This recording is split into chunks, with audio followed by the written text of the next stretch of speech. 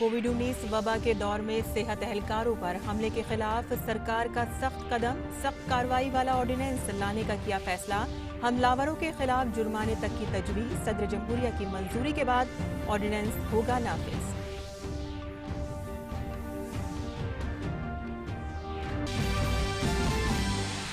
मुल्क में कोविड के 723 अस्पताल कर रहे हैं काम। इत्तलात नशरियात के वजीर ने बताया कि तकरीबन 2 लाख आइसोलेशन बेड का है इंतजाम।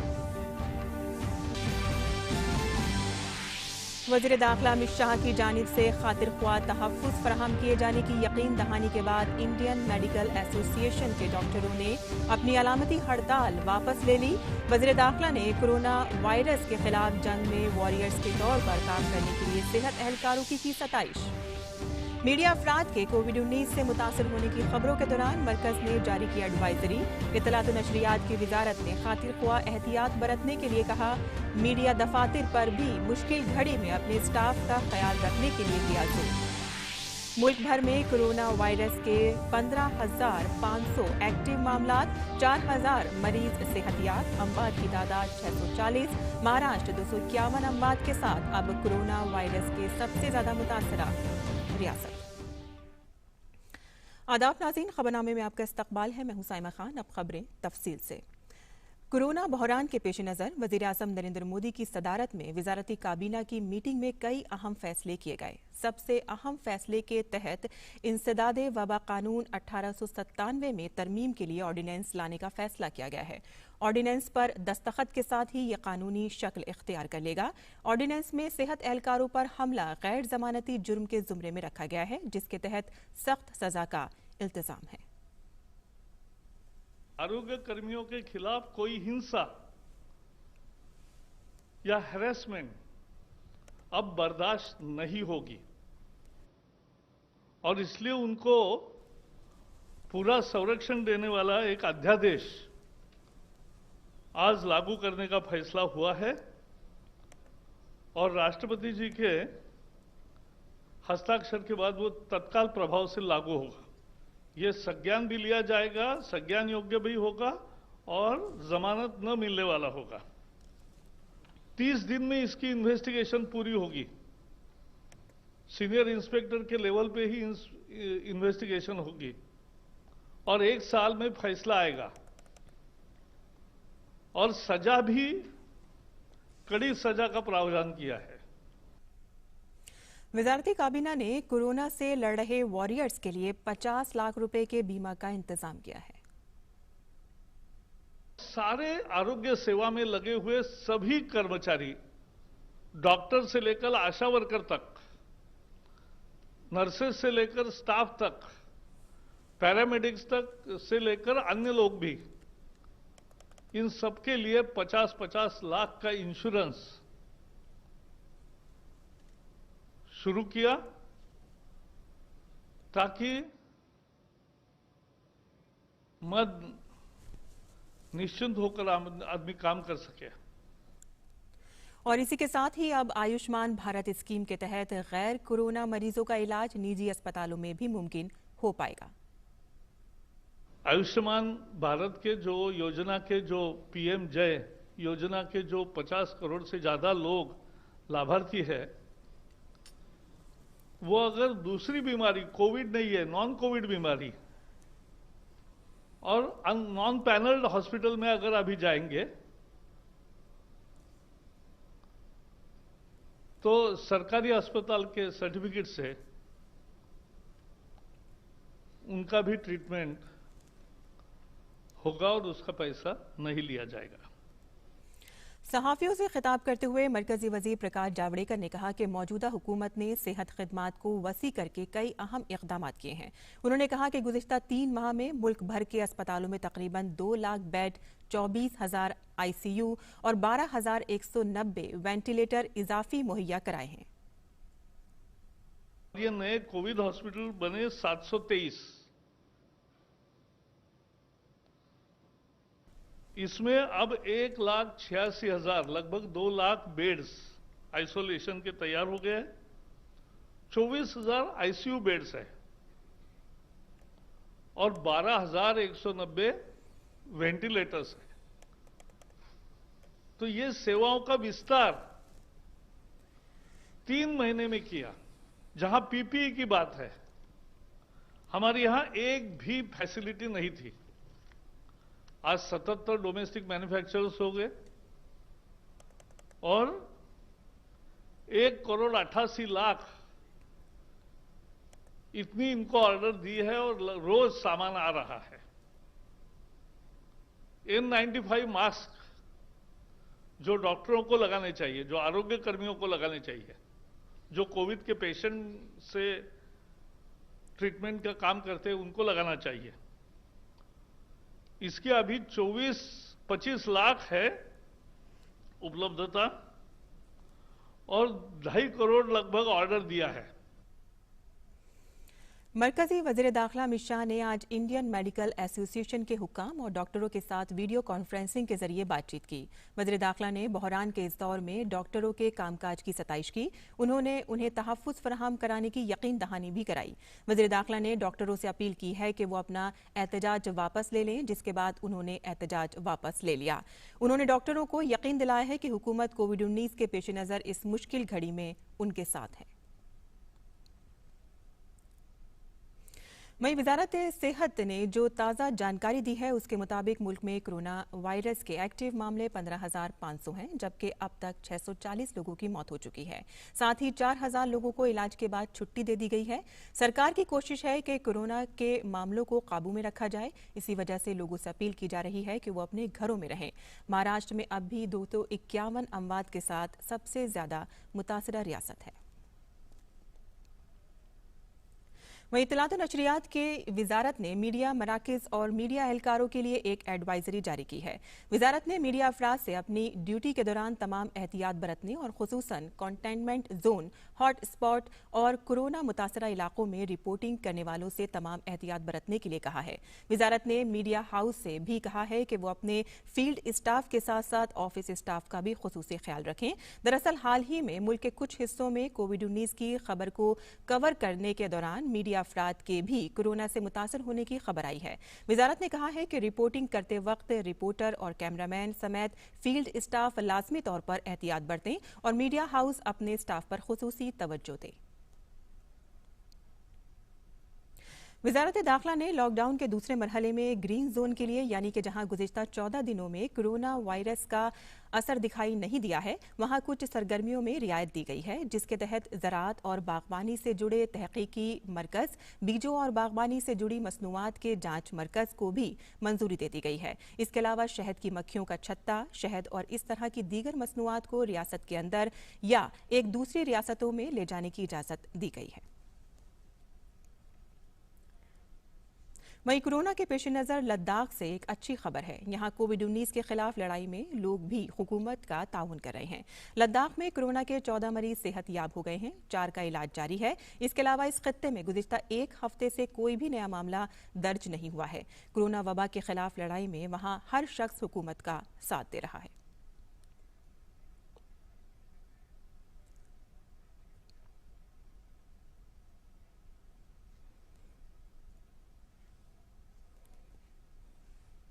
और नाज़रीन, हरियाणा के वज़ीर आला मनोहर लाल खट्टर इस वक्त खिताब कर रहे हैं। आइए आपको ठीक होने वाले मरीजों की संख्या भी ज्यादा है और जैसे मैंने बताया कि देहांत होने वाले लोगों की संख्या भी बहुत कम है, 1.15% ही मात्र ये है।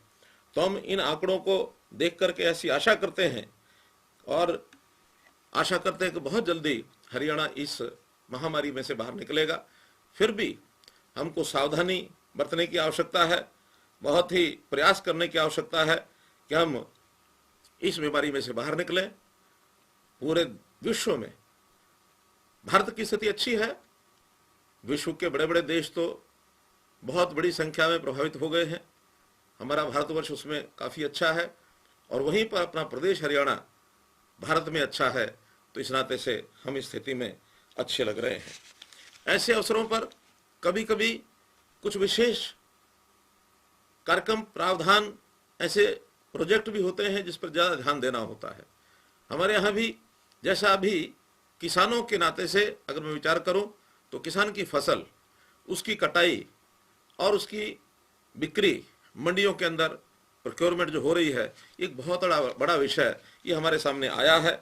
जहां हम पिछले वर्षों में इन मंडियों की संख्या लगभग 400 सवा 400 ही रहती थी, इस बार हमने उसको, चूंकि लॉकडाउन का ये समय है और हमने सोशल डिस्टेंसिंग का भी ध्यान रखना है, मंडियों में भीड़ ना हो, वहाँ पर हमारे आड़ती भाई भी होते हैं, किसान बंधु होते हैं, मजदूर लोग होते हैं, हमारे डिपार्टमेंट्स के जो लोग प्रोक्योरमेंट करते हैं वो सब भी होते हैं, तो भीड़ वाला एक स्थान बनता है। सोशल डिस्टेंसिंग को ध्यान में रखते हुए इन मंडियों की संख्या में हमने बढ़ोतरी की, लगभग 5 गुना ये संख्या हमारी है। 400 की बजाय इस बार 1800 से 2000 तक ये संख्या मंडियों की, चाहे वो सरसों की खरीद है, चाहे वो गेहूं की खरीद है, इसके लिए हमने उसको तैयार किया है। इसके अंदर भी हमको एक सफलता मिली है कि हम लोग अन्य प्रदेशों की तुलना में, हमारे यहाँ जो मंडियों के अंदर गेहूं की आवक है या इससे पहले सरसों की आवक है उससे ज़्यादा आवक हमारे यहाँ हो रही है। जहाँ 2 दिन के बाद अगर पंजाब प्रदेश की बात करता हूँ तो वहाँ मात्र 50,50,000 मीट्रिक टन गेहूं इसकी खरीदी हुई, जबकि हम लोगों ने पिछले 2 दिन के अंदर 40,000 किसान 4 लाख मीट्रिक टन से भी ऊपर ये आवक हो चुकी है। आज तीसरा दिन है, तो इसलिए हमारी जो आवक है मंडियों में, व्यवस्थाएं बाकी सब प्रदेशों से अच्छी हैं। इसी अवधि में अगर मैं उत्तर प्रदेश की बात करूं तो मात्र 98,000 मीट्रिक टन और राजस्थान में 42,000 मीट्रिक टन 2 दिनों के शुरुआत में ये फसल आई थी। तो इस नाते से अपने प्रदेश के अंदर गेहूं की फसल भी अच्छी है और हमारे जो सिस्टम है वो भी बहुत ठीक है। हमारी जो आड़त है, आड़तीय बहुत सहयोग कर रहे हैं उन सब किसानों की फसल लेने के लिए। फिर भी कहीं ना कहीं छोटी बड़ी जो बातें हैं उनको ठीक करने के लिए हम लोग आगे बढ़ रहे हैं।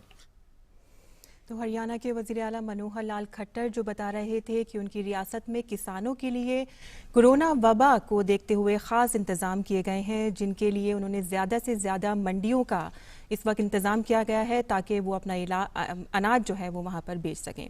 मज़ीद खबरों की जानिब रुख कर लेते हैं, जहाँ आलमी वबा कोरोना के बढ़ते हुए इन्फेक्शन के पेश नज़र गरीबों, मजदूरों और नकल मकानी करने वाले मजदूरों की मदद के लिए हज़ारों हाथ उठ गए हैं। मुख्तलिफ तंजीमों के साथ बड़ी तादाद में नौजवान रज़ाकाराना तौर पर खिदमात अंजाम दे रहे हैं। नौजवानों की एक ऐसी ही टीम है प्रियम, जिसने बेगूसराय जिले में लॉकडाउन के शुरुआती दौर से ही पहले गांव से ब्लॉक सतह तक सैनिटाइजेशन का काम किया। ये टीम जरूरतमंदों को हर मुमकिन मदद पहुंचा रही है। ये नजारा बिहार के बेगूसराय जिले का है। तालीम याफ्ता नौजवानों की टोली, जिसमें समाजी कारकुन, असातिज़ा, सेहत एहलकार और ताजिर शामिल हैं, रोजाना जरूरतमंदों की जरूरत बने हुए हैं। इस टीम को तैयार किया है प्रियम रंजन ने। 5-6 लड़कों से शुरू हुआ ये कारवां अब 500 लड़कों तक पहुंच गया है।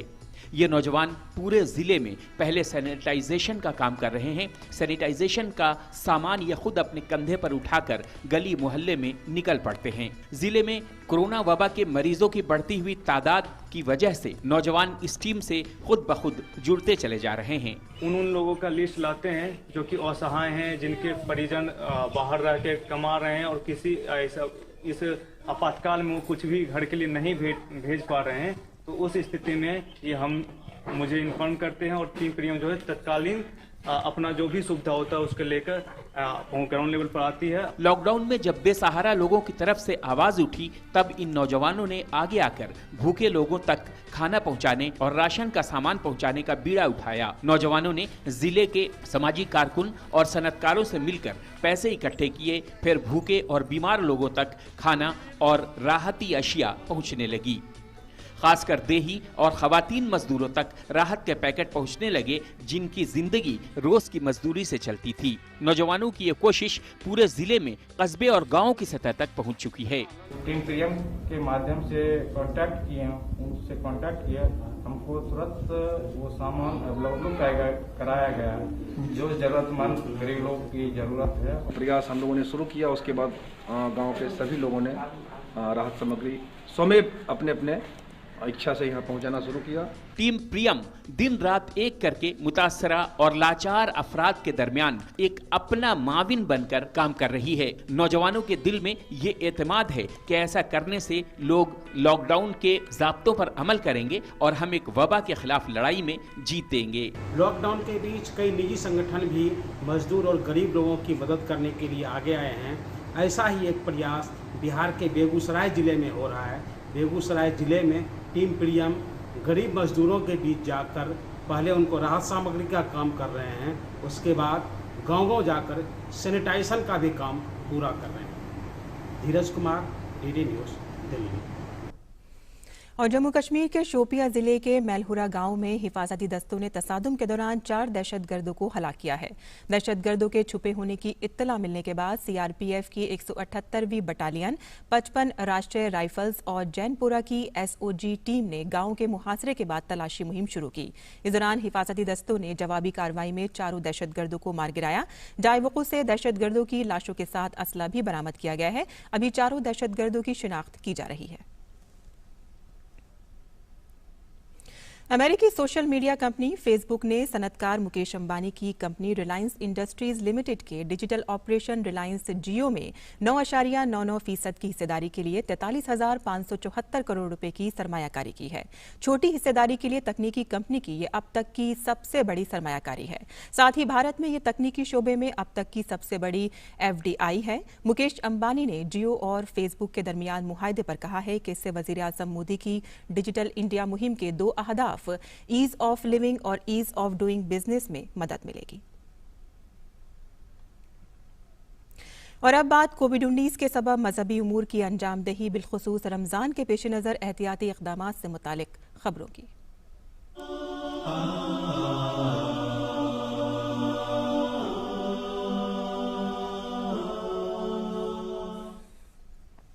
इमाम हरम और हरमैन शरीफैन के उमूर के सरबराह कारी अब्दुर्रहमान अस्सुदैस ने इस साल रमज़ान के पेश नज़र ताज़ा हिदायत जारी की हैं। इन हिदायत में कहा गया है कि तरावी की नमाज अवाम की मौजूदगी के बगैर सिर्फ चंद मुलाजमीन के साथ अदा की जाएंगी। नमाज तरावी की रकातों की तादाद कम करके 10 कर दी गई हैं। हरमैन शरीफैन में इफ्तार खिदमात मनसूख कर दी गई हैं। इसके बदले अब मक्का और मदीने के साथ एतराफ में बास्केट तकसीम किए जाएंगे। हरमैन शरीफैन में एतकाफ भी मनसूख कर दिया गया है। उम्रा भी ता इतलाते सानी मुअत्तल कर दिया गया है। हरम में किसी जनाजे के लिए दाखिल होने के बाद तमाम मुलाजमीन और शिरकत करने वालों की सेहत की जांच जारी रहेगी। नाज़रीन, जैसा कि आप जानते हैं कि पूरी दुनिया इस वक्त कोरोना वायरस की जद में है और इस वबा के दौरान ही माह रमज़ानुल मुबारक साया फगन होने वाला है। और इसी के पेश नज़र हमारे उलमा ने भी मुसलमानों से अपील की है कि वो रमज़ान के महीने में कोरोना वायरस से बचने के लिए हुकूमत की हिदायत पर सख्ती से अमल करें और किसी भी तरह के इज्तिमा या भीड़ से गुरेज करें। पेश है हमारी ये खास रिपोर्ट। नाजरीन, आप जानते हैं कि पूरी दुनिया इस वक्त कोरोना वायरस की जद में है और इस वबा के दौरान ही अब माह रमज़ान सायफगन होने वाला है। हम जानते हैं कि हमारी हुकूमत इस वबा को रोकने के लिए मुसलसल इक़दामात कर रही है और पूरे मुल्क के अवाम को हिदायत दे रही है कि इस वबा से बचने का वाहिद तरीका यह है कि सोशल डिस्टेंसिंग पर 100% अमल किया जाए। इसके पेश नज़र हमारे उलमा ने भी मुसलमानों से अपील की है कि वो रमज़ान के महीने में कोरोना वायरस से बचने के लिए हुकूमत की हिदायत पर सख्ती से अमल करें और किसी भी तरह के इज्तिमा से या भीड़ से गुरेज करें। चूंकि रमजान में खुसूसन अफ्तार मिलकर करने और कराने का सिलसिला रहता है, इसलिए हमारे उलमा ने भी उसी कदर सख्ती के साथ सोशल डिस्टेंसिंग पर अमल करने के पैगाम दिए हैं। आइए जानते हैं कि मुल्क के कुछ नामवर उलमा ने किन अल्फाज में मुसलमानों से कोरोना की वबा के दौरान और खुसूसन रमजान में एक जगह जमा होने से बचने की बात कही है। उलमा ने अपने पैगाम में कहा कि माह रमजान में रोजे के दौरान घर पर ही रहें और अफ्तार में किसी को बुलाने या कहीं जाने का एहतमाम न करें। उलमा ने कहा कि इस्लाम में जान की हिफाजत को मजहबी फरीजा करार दिया गया है, लिहाजा हम कोरोना वायरस से बचने के ज़ाब्तों पर अमल करके पहले अपनी जानों की हिफाजत करें। इस सिलसिले में मुस्लिम पर्सनल लॉ बोर्ड के नायब सदर और मशहूर शिया आलिम मौलाना कल्ब सादिक ने कहा कि पूरी दुनिया इस वक्त कोरोना वायरस की वबा की जद में है। पूरी दुनिया इस्लाम का एक फतवा है, एक फतवा पूरी दुनिया इस्लाम का है और वो फतवा यह है कि इस कोरोना से जान बचाना वाजिब है और इसके पर वाजिब पर अमल करने के लिए आपके लिए जरूरी है कि आप इधर उधर के चक्करों में न पड़े, बल्कि जो हेल्थ मिनिस्ट्री का सेल बना हुआ है उसके जो डॉक्टर्स हैं जो मशवरा आपको दे रहे हैं उस पर आप अमल करें ताकि आपकी जान बच जाए। कुरान मजीद में भी है और हदीसों में भी है कि इंसान पर जान का बचाना वाजिब है, अपनी जान का बचाना भी वाजिब है, दूसरे की जान का भी जहाँ तक हो सके बचाना बहुत जरूरी है। मशहूर आलिम दीन और मुस्लिम पर्सनल लॉ बोर्ड के नायब सेक्रेटरी मौलाना खालिद सैफुल्लाह रहमानी ने कहा कि लॉकडाउन के जो भी ज़ाब्ते हों उन पर सख्ती से अमल करें। इस्लाम में जान की बड़ी कीमत है। इस्लाम मुसलमानों से कहता है कि वो किसी के लिए भी नुकसान का सबब न बने। ऐशबाग ईदगाह लखनऊ के इमाम और मेंबर मुस्लिम पर्सनल लॉ बोर्ड मौलाना खालिद रशीद फिरंगी महली ने कहा कि इस्लाम में जान की इतनी अहमियत है कि अल्लाह ने कुरान में फरमाया कि जिसने किसी एक की जान बचाई उसने तमाम इंसानों की जान बचाई। इसलिए रमज़ान में अपने घरों में ही रहें और इबादत करें। उन्होंने वाज़ेह अल्फाज में कहा कि मसाजिद में तरावीह नहीं होनी चाहिए। जमीयत अहले हदीस हिंद के सदर मौलाना असगर अली इमाम मेहदी सलफ़ी ने कहा कि अवाम हुकूमत के तमाम अहकामात पर नहायत सख्ती से अमल करें, नमाज अपने घरों में ही पढ़ें और किसी भी सूरत में एक जगह जमा न हो। कोरोना वायरस जो इस वक्त सारे आलम को और हमारे वतन अजीज को जिस तरीके से अपने लपेटे में लिए चला जा रहा है, ये हम सब की फिक्रमंदी का सबसे बड़ा मरकज व महवर बना हुआ है। हमारी हुकूमतों ने भी और उलमा ने भी कुरान और हदीस की रोशनी में और हुकूमत ने अपनी फिक्रमंदियों और अपने तजर्बात की रोशनी में हम सबको बहुत से हिदायत दिए हैं। उसमें से तमाम हिदायत पर अमल करना जरूरी है। नामवर शिया आलिम मौलाना कल्बे जव्वाद ने कहा कि मुल्क सबसे पहले है, हमें एहतियात से काम लेना चाहिए। उन्होंने कहा कि जो ज़ाब्ते बनाए गए हैं उन पर सख्ती के साथ अमल करें और एक दूसरे से दूरी बनाए रखें। जो सूरत हाल है उसमें बहुत मोहतात होने की जरूरत है, बहुत प्रिकॉशन की जरूरत है। और इस सिलसिले इस्लाम का भी हुक्म है, कुरान मजीद का भी हुक्म है, ला तुल्कू बिअयदीकुम इला तहलुका, देखो अपने को हलाकत में न डालो तुम। तो लिहाजा हर मजहब यही कहता है कि अपने को हलाकत में न डालो, अपने को भी बचाओ दूसरों को भी बचाओ। इस वक्त इंसानियत पर वक्त पड़ा है, लिहाजा इस वक्त सबसे बड़ी इबादत यह है कि इंसानों की जान बचाई जाए, इंसानियत बचाई जाए। डीडी न्यूज़ उर्दू खबरें। और नाज़रीन आपको बता दें कि लखनऊ में मौलाना खालिद रशीद फिरंगी महली की तरफ से बाकायदा सड़कों पर ऐलान किया जा रहा है, जिसमें आवाम से रमज़ान के दौरान घरों पर ही रहने के लिए कहा जा रहा है। रमज़ान के इस मुबारक महीने में भी हम लोगों को घर में रहकर ही रोजे रखने हैं, तरावी का एहतमाम करना है और इफ्तार भी घर ही में करना है। लिहाजा आप सबसे ये गुजारिश है कि वो लोग जो कि मस्जिद में पहले से रह रहे हैं, सिर्फ वही लोग मस्जिद में तरावी का एहतमाम करेंगे। बाकी तमाम लोग अपने अपने घर में ही तरावी पढ़ेंगे। उसमें इस बात का भी ख्याल रखना है कि अड़ोस पड़ोस से भी लोग एक घर में जमा न हो। लखनऊ की मशहूर टीले वाली मस्जिद के इमाम मौलाना फजलुल मन्नान ने आवाम से अपील की है कि वो रमज़ान के दौरान घरों पर रहकर ही इबादत करें और हुकूमत के ज़ाब्तों पर सख्ती से अमल करें। मेरी गुजारिश है कि लॉकडाउन में रहते हुए, सोशल डिस्टेंसिंग को बनाते हुए, कायम करते हुए आप अपने अपने घरों में रह के इबादत करें, रमज़ान के रोज़े रखें, तरावी पढ़ें, तरावी बाजमात पढ़ें या तन्हा पढ़ें और सूरह तरावी पढ़ें। जो जिसको जितना कुरान पाक याद है वो उसको उस तरावी में वो पढ़े।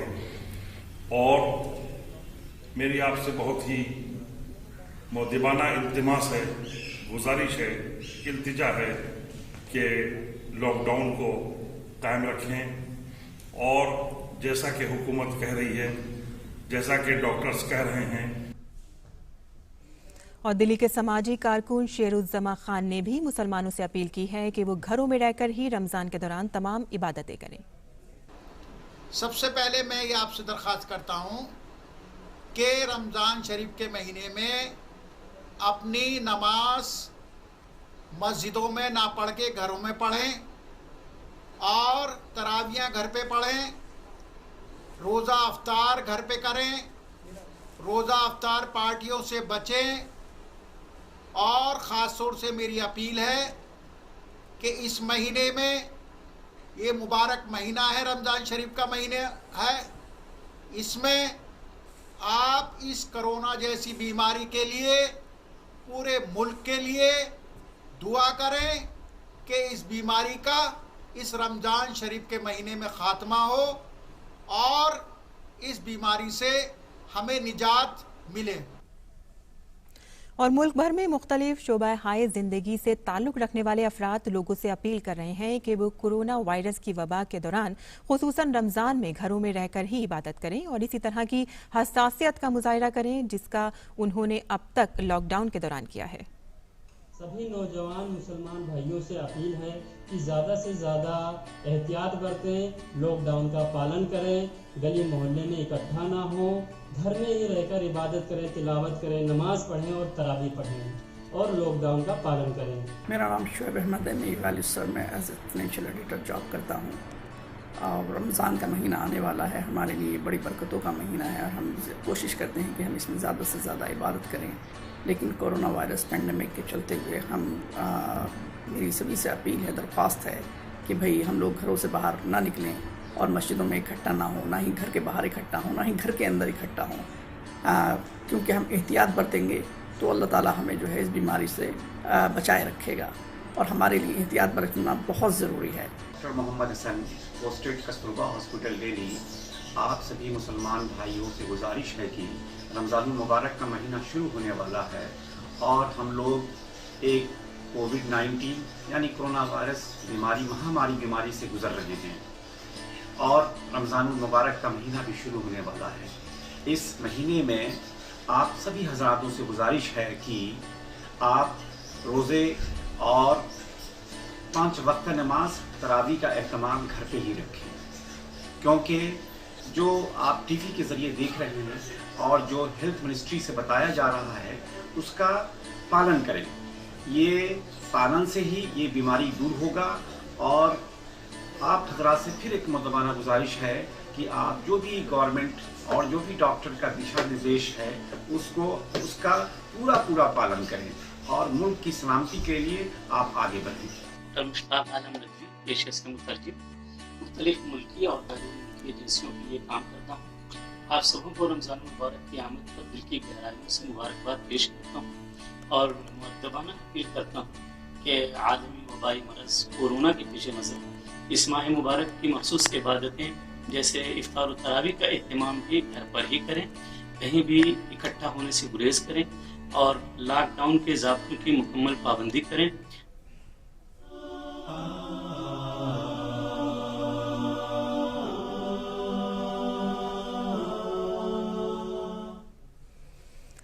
तो ये थी खबरें रमज़ान के पेश नज़र एहतियाती इक़दामात से मुतालिक खबरों की और इसी के साथ ही खबरनामा ख़त्म पजीर होता है। लेकिन जाने से पहले हम आपको बता दें कि सुबह 9 बजे हम उर्दू बुलेटिन के साथ फिर हाजिर होंगे। अब इजाज़त दीजिए, आदाब।